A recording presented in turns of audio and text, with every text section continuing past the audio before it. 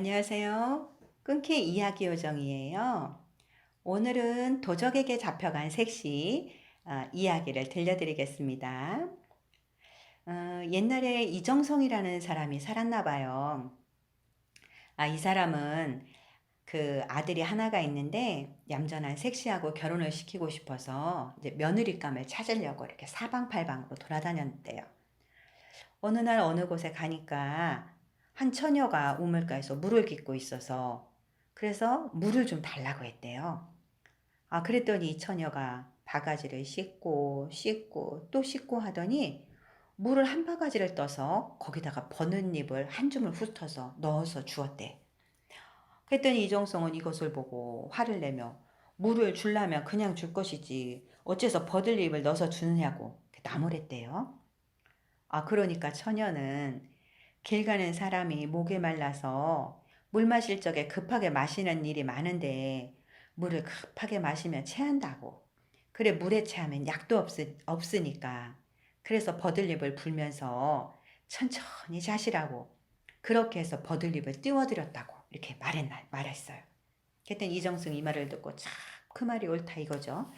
그래서 그 처녀를 이렇게 살펴보니까 인물도 준수하고 행동 거지도 얌전하고 해서 옳지. 저 처녀야말로 우리 집 며느리감으로 삼아야겠다고 하고 그 처녀가 가는 길을 따라가 봤대요. 그랬더니 처녀는 조그만 초가집에 들어갔는데 이정성은 처녀 아버지를 만나서 딸을 며느리로 달라고 그러고 했죠. 그랬더니 처녀 아버지는 저와 같이 보잘것없는 놈의 자식이 어떻게 대강과 같은 치트 높은 대가에 시집을 보낼 수 있느냐고 이제 말했죠. 그랬더니 이정성은 아유 그런 걱정은 말고 며느리를 달라고 하고 그래서 그 자리에서 날짜를 잡고 이제 혼인을 시키기로 했대요. 그래서 이 처녀는 이정성의 며느리가 돼서 이제 이 집에서 이제 같이 살게 된 거죠. 근데 이 처녀의 친정집에 어느 날 저 멀리 떨어진 섬 속에서 사는 도적이 찾아와 딸을 달라고 하지 뭐예요? 처녀 아버지는 내 딸은 벌써 이정성 집에 며느리가 돼갖고 하니까 갔다고 하니까 도적은 돈을 얼마든지 줄 테니까 딸을 도로 찾아오라고. 그 처녀 아버지는 돈에 그만 눈이 어두워서 그러겠다고 하고 이정성 집에다가 친정 어머니가 병이 들어 죽게 됐으니 급히 오라고 이제 기별을 한 거예요. 그래서 이성성 집에서는 며느리에게 종 하나를 붙여서 이제 친정으로 보낸 거죠. 근데 이정성의 며느리가 친정에 가자 도적놈은 이 딸을 종과 함께 데리고 저의 소굴로 들어가 버렸어요. 이정성 집에서는 며느리가 친정에 간 지 보름이 지나도 돌아오지 않아서 이제 이정성 아들을 이제 처가로 보낸 거죠. 그래서 이정성 아들이 처갓집에 와 보니까 뭐 장모도 죽고 딸도 죽었다고 하는 거예요. 그래서 이정성 아들은 색시 무덤이나 보고 가겠다고 하니까 이제 그제야 와서 장인이 이제 실토를 한 거예요. 그래서 이정성 아들은 자기 색시를 찾겠다고 나서서 여기저기 돌아다닌 거죠. 듣는 풍문에 따르면 저의 색시를 잡아간 도적은 저기 저 먼 섬에 산다고 해서 이제 그 섬까지 찾아갔어요. 찾아가니 그 섬에는 고래등 같은 기와집이 질비하게 늘어서 있는데 이 집 앞에는 우물이 있고 그 옆에 버드나무가 서 있는 거죠.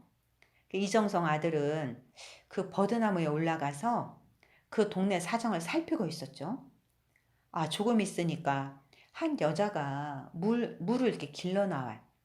그리고 보니까 지 색시한테 붙여준 종이지. 그래서 이 종은 물을 깨끗이 한 동이 길러놓고 이정성 때 세서방을 만나보게 해주십사고 막 빌고 있는 거예요. 그 이정성 아들은 버들잎을 훑어서 물동에다 뿌렸죠. 그랬더니 종은 무슨 부정이 타느냐 하면서 물을 버리고 다시 정한 물을 길어서 또 빌고 있는 거야.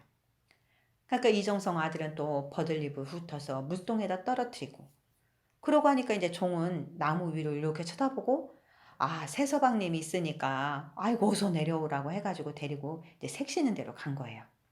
근데 색시는 자기는 남편을 보더니 어우 별놈의 자식이 다 왔다면서 종 보고 저쪽에 있는 울 안에다가 가두어 놓으라고 하는 거죠. 이 색시는 벌써 도적놈한테 정이 들어서 본 남편 같은 거는 쓸데없는 것이라고 생각했었나 봐요. 도적놈이 도적질 나갔다가 돌아오니까 색시는 전 남편이 왔길래 저쪽 안에다가 가두어 놨다고. 그러니까 도적놈은 이 말을 듣고 그놈을 죽여야겠다고.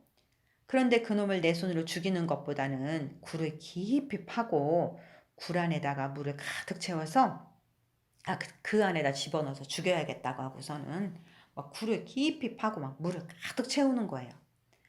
종 보고 그놈을 그 굴 안에다가 집어넣으라고 했는데 종은 이정성 아들을 땅굴로 빼내서 숨겨놓고 아무도 모르게 이제 밥을 갖다 주고 그러고 했죠.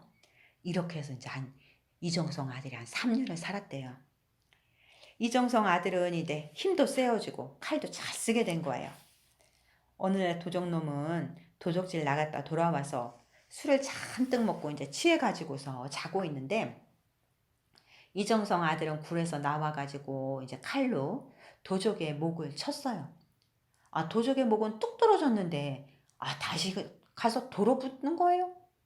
이정성 아들은 다시 목을 쳤는데 척 떨어진 목에 다시 가서 붙으려고 하니까 그때 종이 얼른 치마에다가 매운제를 싸가지고 와서 목이 떨어진 자리에다가 매운제를 뿌렸대요. 그랬더니 떨어진 목에 다시 붙으려다가 매운제가 뿌려져 있으니까 붙지 못하고 그래서 도적놈은 죽고 말았다네요.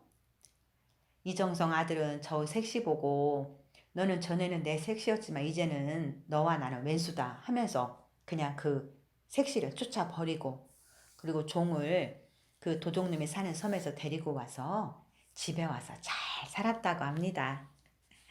자, 이거는 도적에게 잡혀간 색시인데요. 이건 아마 그림책으로도 많이 나와 있거든요. 한번 그 그림책도 한번 읽어보고 하면 좋을 것 같아요. 이 옛 이야기에서 목을 탁 잘랐는데 이 목이 다시 가서 탁 붙고 또 그런데 또 잘라도 또 목이 붙고 하는 이 장면이 저는 굉장히 기억에 남아요. 어렸을 때 그 할머니한테 이 얘기를 듣고 있다가 잘랐는데도 다시 붙고 다시 붙고 하는 그 도적이 굉장히 무서웠었거든요. 그래도 현명한 종이 있어서 그 종이 죄를 뿌리니까 다시 붙지 않았죠. 그죠? 네. 자, 오늘은 도적에게 잡혀간 색시였습니다. 자, 오늘도 행복한 하루 보내세요.